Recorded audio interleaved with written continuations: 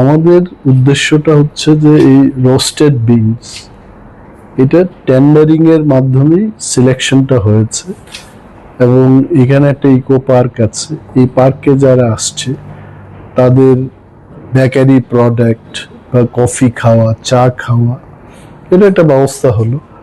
এবং আমাদের এনসি, যার ডাইরেক্টর প্রসাদ রাও এখানে উপস্থিত আছেন, এনসি থেকে আমাদের হ্যান্ডিক্রাফটস এর উপর অনেকগুলো প্রোডাক্ট থাকে।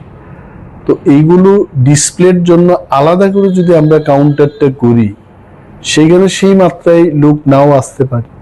তো চা কফি খাবে, বিনোদনের জন্য যারা আসবেন, পার্কে যারা আসছেন, তারা এই ক্রাফট মেটেরিয়াল গুলো দেখবেন এবং কিনবেন ওনারা।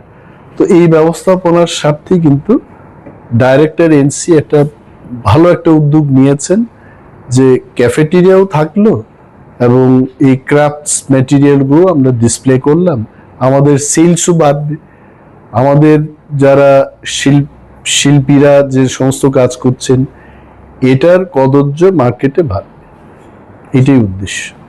আর কি এরকম কোনো পরিকল্পনা আছে? না, পরিকল্পনা নিশ্চয়ই আছে, কারণ এটা না করে কিন্তু এখানে মানে ভিজিটার্সদের ফুটফল বৃদ্ধি করা যাবে না। এটা আপনারা দেখেছেন যে গত 2 বছর বা 3 বছর আগে যা ছিল এর পার্কের অবস্থা, এটা আরো ডেভেলপ করার জন্য আমরা চেষ্টা করছি। এটা চেষ্টারই একটা অঙ্গ বিশেষ। এবং এক্ষুনি আমরা আলোচনা করলাম যে এইখান থেকে আরো কয়েক মিটার ওই সাইডে যেখান থেকে তোমরা ক্যামেরাটা দিয়েছো তার পেছনের দিকে এক্সটেন্ড করে আরো বেশি ভালো ব্যবস্থাপনার উদ্যোগ আমরা নিচ্ছি। Thank you.